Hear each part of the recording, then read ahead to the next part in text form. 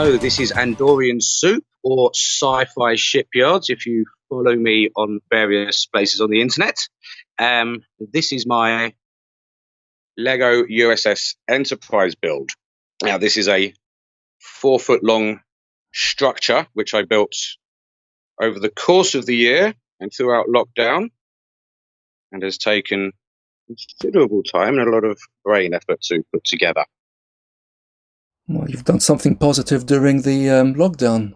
I can say I did something in lockdown. Absolutely, yeah. So, yeah, there was a sweeping shot of the ship there. I'm going to start over here with the main bridge. Mm-hmm. Now, this was the first piece designed, which was reduced down from a larger single build, which was just the main bridge in itself. Now, that larger build was based off of the finale of Discovery when we first saw the Enterprise bridge. So as you can see, I have our lovely new crew, Pike, Spock, and Number One. And the brand new character they introduced is Lieutenant Amin. She's flying the ship there. So this is effectively Strange New Worlds, which will be the new show. Mm. Now, the bridge, after building the bridge and reducing it down to size, I started working on the saucer section to go around. So as you can see, that sits above and is surrounded by a central corridor with various science stations and MacGuffin on the walls and what have you, like these yellow mechanical parts you saw a lot of in the 1960s. Now, this central corridor connects to various rooms around the edge. So what I'll do is I'll start over this side with 2 sets of crew quarters, standard crew quarters. Mm-hmm. So I've got some bookcases in there, little bed, little family crest on the wall. This chap here is Alex Kurtzman, the man who is giving us all this wonderful Star Trek at the moment. He was just fun. He was just fun to build, so I thought I'd stick him in there and give him a video camera. So that's one set of crew quarters. Over here we have same thing again. Standard crew quarters take up the aft or the starboard. I'm not sure what it's called. The crests are from Hogwarts or something, aren't they? They are from a Harry Potter set. Yeah, absolutely. When I found them, I thought it just gives a little, if they're someone's crew quarters, I might as well have something a little personal in there for them any bigger. So, there we go. And each room, each quarters is connected to the corridor by a sort of a little science area where that character can carry out their experiments or whatever. Right. So that's the left-hand side of the saucer section. If we move to the front area, we have sickbay.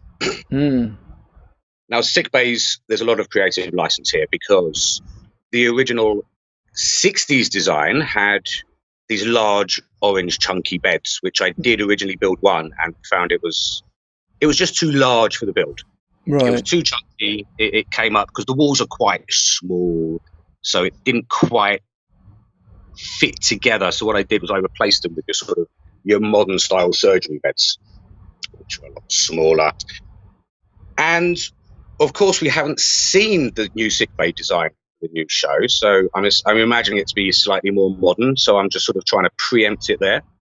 That's a good point, because the Discovery sickbay is much more modern and kind of actually similar to this in terms of the beds. Everything's more white than it was in the 60s. So yeah, the design, this build is a complete blend of 60s and the sort of Discovery aesthetic. So I've used elements of both. And with the new Strange New Worlds show, I've just taken the logic that any rooms we haven't seen yet are going to be more of the Discovery style than of the original style. Right. So that's the thinking behind sickbay. At least get 2 different beds in there. So also in here we have, if I move around here slightly, we have Dr. McCoy and Nurse Chapel. So these your characters from the original series, and over here you're your characters from the new series. So it's a complete blend of things, really. So that's your sickbay. Over the other side, we have Captain Pike's quarters. Now, this one I took from The Cage, which was the original very, very first episode before even William Shatner was interviewed. And this was one of the first sets we ever saw on the show. and it was Captain Pike's quarters. So I sort of tried to design that directly off the show. I'll have to watch that again because I saw it, but that was a long time ago. And I remember the bed because he was lying on it, and Boyce came in to give him some advice. That's it exactly. That's the scene. Yeah. So I've tried to rebuild that again because we're going back to Pike again. So I imagine they'll keep his quarters something in line to what they gave us back. That would be a nice nod if it was. Yeah. Now, the next room over, we have the 1960s conference room. Again, we haven't seen the modern redesign, but I imagine it will be something in keeping. It's a very iconic set, so to speak. Yeah. And also, I do have in here a Captain Kirk. He was not forgotten. Good. Kirk with an Orion girl. And an Orion girl. Actually, Gala from J.J. Abrams' reboot film. I thought I'd... All right, so you've got everything blending together then. The J.J. Abrams... Yeah, the Kelpie verse, the original, and the Discovery universe, the 60s universe. It's all meshed up together, really. Just using all my favourite elements from each. So, there's your conference area, which I quite like. Because, again, you have that very noticeable, very remarkable colour scheme. You know, the bright reds, the bright blue chairs, and it gives you that you can instantly think of 60s Star Trek when you see those colours come together, the reds and the whites. Absolutely. Yeah. Now, round the back of the saucer section, we have an engineering station, which, if I move even further back, you'll see houses the rear of the impulse engines. So I thought that would be a perfect place to put in a completely invented engineering station. This was just an empty space that originally housed a transporter room. Right. Now, the transporter room, unfortunately, it's just, again, too bulky. I'm trying to work out how to design that, reduce the size down. Because in order to build a transporter and have minifigures be able to stand in it, it would have come up very high, probably about the height of this turbo lift, and I really want everything to sort of sit down to wall height. So transporter room missing, but coming back. And in the meantime, we have this engineering station to fill that gap effectively. Right. That's the thing with Lego, isn't it? It's always a work in progress when you create MOCs. There's always room for improvement. That's the thing. There will be many more redesigns yet. And all of the pieces inside, almost all of the pieces inside, they're floating modules. You can move everything around. You can redesign as you go. All of the beds, everything, the chairs, everything is, you can stick it up against a different wall or something, and that's the idea there. So it's open to redesign in many different ways, basically. So that's the saucer section. Yeah, and the nacelles. I'm very impressed by the nacelles because they're massive. And how did you manage to sort of keep them attached and actually not buckle? Because, have you got any Technic pieces, or have you got any? Is it just brick built? Everything is just brick built. There's no technical parts at all. So what they are is they are very solid, chunky pieces. And heavy then. And what they are, they're extremely heavy. So what I've done is these supports at the bottom, they sort of take the weight bearing, and down here the strut, I think you call it, that basically just locks into these studs at the bottom. So there's no sort of internal structure that holds it all together. But again, there may yet be. I haven't decided yet. Now the idea is to have, when it's on display, to have a very large base plate underneath. And once that's there, these will lock into the base plate, and that will lock in there. And it's a very solid structure as it is. So that's highly essential, but it's something that I do plan to redesign at some point. Got it. Now, these hubs on the front of the nacelle, these were an incredibly lucky find. I've never seen them before or since. And once I saw these online, a company called Bricklinks, I think, once I saw these online, that's what really convinced me to build the whole ship. In that color, you mean? Because those pieces are known, but that particular color, I don't think, I've ever seen something, those round pieces in orange. No, I have no idea what set they came from. They're official Lego, as you can see from the printing on the studs at the front. And I've never seen them before or since, like I say. And for a while, I just had a saucer section laid out. It was just laying on the table. And it was when I saw those, that I thought, that's convinced me to actually build the rest of the ship. And it was those, and when I moved down the front here, it was this 8 stud pipe. The dish. The deflector dish. And this part was something I was desperately working out how to design, how to build, and bashing my head over. And again, found this online, and it convinced me to continue the rest of the build effectively. Excellent. No, that looks really good. And I do like the way that you found a way to sort of, even though it's kind of like octagonal in shape, to make it more round for the front. Yeah, that's it. Yeah, these sort of round parts, that was just out of inspiration, really. I'm not sure how I thought of that, but it just came to me. And that was probably the hardest part of the build, was working out this secondary hull area. Just getting the shape right, getting it sort of tubular, conical shapes. That would have been the most complicated part, but that came together eventually. Can you open the secondary hull? So yes, the secondary hull has an internal part. Actually, if I move back down here again, it'll be easier to show you. Mm-hmm. The sides. Yeah, there's handles there. Yeah. So you've built engineering as well. So inside here we have the engineering section. Is again based on the 60s design. Mm-hmm. So we have a little Commander Scott down there. This engineering hub thing, whatever they called it, I'll put that in there. And then you've got that sort of red gateway design that they have in the 60s, which feeds into the back of the deflector dish. I thought that'd be the perfect place to house that. Brilliant. So that's your 60s engineering, and that's largely because we haven't seen the new engineering yet. So once we see Strange New Worlds next year, I could well redesign a lot of the interior of the ship. As you can see at the back of engineering, it does lead through to a shuttle bay. Aha. Yeah. Now I can't actually open that up to see because it's locked in by the nacelle struts, as you can see. But this project is online in pictures, so you can see that on Instagram. Whole thing opened up, effectively. And can you open the hangar bays, essentially, or are they just brick built? The sort of essentially where the shuttle would come in and out. The door itself is actually solid. That's just right. Again, something I could attempt to design at some point. But no, that doesn't actually open up, or I could eventually have it swivel, but then that's not how it works in the show, so I wouldn't. No, they slide inwards, don't they, if I remember correctly? They do.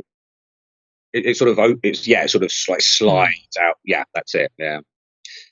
Now this sort of rear area with the shuttle bay doors, that is designed entirely off the new Discovery design. Because I just felt that was a lot more realistic looking. It sort of fit in better with what I wanted, and it gave me this sort of protruding plate at the back where I could house a minifigure for scale, so you can see that they do actually fit through effectively. So that's the secondary hull. So that's pretty much the ship there. Very nice. I mean, it's a lovely design. Did you? I mean, you did build a shuttle, didn't you, to fit in there? There is a micro-scale shuttlecraft down here. Now, I built this. It does fit inside the shuttle bay. Again, if you look online on my Instagram page, you can see the whole thing put together effectively. And if I just put a minifigure down there, you can see, even though it's a very small shuttle, it just about works with the scale of the minifigure. And that's the idea. Everything just about is the right size. Can you put one inside? Can you make one sit at the controls or something, or is it just too no, small? I'm not entirely sure. No. It's a bit too small. It's a bit. But I mean, the shape looks great. The shape actually looks pretty faithful to the original, because it was pretty blocky shuttle, wasn't it, in the 60s? Yeah. So a lot of stuff where I needed simplicity, I'd go back to the 60s design because everything was very about square shapes and round shapes, and where I had more room to elaborate, like the shuttle bay doors, I could go with the modern design, where it's a bit more, flowing lines and what have you. Yeah. So, which is much harder to recreate on Lego, especially at a small scale. Exactly. When you're working to scale, you have to use the elements you can that work. No, absolutely. So I see a whole bunch of figures there right next to your plaque. Yeah. They're the Discovery team, aren't they? Now, this is the Discovery crew, because all this came from inspiration from watching Discovery. So, yeah, I do have the torso design is actually a Guardians of the Galaxy piece. I think it's a character called Aisha. And when I realised just how much that looked like the Discovery uniform, I bought a set of those off of someone online. Oh, that's brilliant, because I did think that was a custom-made torso, but no, that's something Lego's already made. That's pretty cool. That's it. Everything is a reused parts. I haven't actually designed anything original in terms of parts and pieces. Everything's something Lego have already made at some point. Right. So there is Michael Burnham, your lead of the show, and various bridge crew, Stamets and Tilly, obviously. Dr. Culber, who's always got that expression on his face because they put him through terrible tragedies every season. He's the Miles O'Brien of Discovery, I think. I was just about to say that. Yeah, he is. And also, this is probably my favourite minifigure. This is Captain Pike having seen his own future, which yes, is a lot of fun. Quite grim, I have to admit, but it just seemed to work. It's very grim. That's very well done. Poor guy. Poor guy, absolutely. So there we go. Pike's the only one who gets 2 minifigures, effectively. You've got a bunch of fun minifigures in the corridor there. There's some insects, flies there, yes, I noticed, just in the front. So if we, I've got a couple of science officers down here. Now, these are, Lego did a range of minifigures, a sort of monster set. And these ones, they just reminded me of that 1950s, 60s B-movie era. Yeah. And I just thought that fit in perfectly with sort of 60s Star Trek. Even though they didn't have insect people back in the 60s, you can easily imagine they did, effectively. No, absolutely. And that would be perfect. Yes, you can imagine those walking down the corridor. That's brilliant. They just seem to fit perfectly, really. And if I move along the corridor, we have the Dawn. Now, he's a I was just so pleased when I realised that Lego made an actual lizard man that I could modify into Kirk's nemesis. Brilliant. You need to have him in the conference room so they can fight it out. There's a good idea, actually. Yeah. That'll be the next one. If we move around corridor further, this is one day I got bored and made a set of 60s Romulans. There was the famous Romulan commander from various episodes of the original series. Good. And I've given them the sort of 1950s B-movie ray guns, just because that works, that fits with them. Oh, I love those ray guns. I use them myself. I think they're brilliant. Yeah, they're great. Because they're chunky looking, but they're much more fun to look at and to play with than a more realistic one. Yeah, absolutely. And again, it just works for if you're trying to make something look like the 1960s. It just works. Yes, it's perfect. So who's that other character there in the corridor, the last one? Oh, moving around the other side, Uhura. We do have... I couldn't leave Uhura out, but unfortunately, when I downsized the bridge, I just didn't have the space to have her sit at her console, so I moved her down to the engineering section. Right. So there's our lovely Uhura. So unfortunately, a lot of the 60s characters you can see got demoted to the second set. While our new you've got most of them around. You don't have Chekhov or Sulu, but you've got most of them around, so that's really cool. Yes. Tell me, how did you do the curvature of the saucer section? The inside and the outside. So, if I can just get into... You can see at the top of the wall here, these are... hinged. The hinged parts. They are the standard singles at the top and then the larger ones at the bottom. And the whole thing just locks in together once they're all in place. The internal walls, I intentionally kept a single brick wide, just so I could create more space for the characters, etc. No, it's a good decision, especially for the display like this. It does give the sort of feeling of space that the ship had, and yes, the walls were always felt pretty thin. So that's a really good decision. It does mean the doors can't work, though, can they? No, that's the doors are therefore purely aesthetic.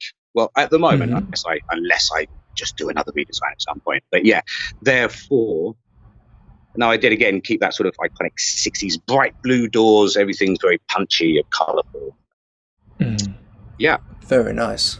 Now, for the external of the ship, to create that round effect, I just use your very simple locking lever part, or whatever you call that part. And there's just one on each corner as you go around the side of the ship. And there's however many sides there are, 12 or something. I haven't even counted. They're basically one in each corner, and once it's all together, it just locks in and holds itself all together. Brilliant. Well, it looks really, really good. I'm very impressed with what you've done, and I'm very impressed that actually you found something positive to do during the lockdown so you can create all this. Absolutely. Yeah, thank you. Yeah, lockdown helped a great deal. Well, thank you very much for showing me around and for seeing the amount of creativity you've put into this. I mean, really, it's an amazing amount of work. Do you know roughly, or are you afraid to know, how many pieces you've used?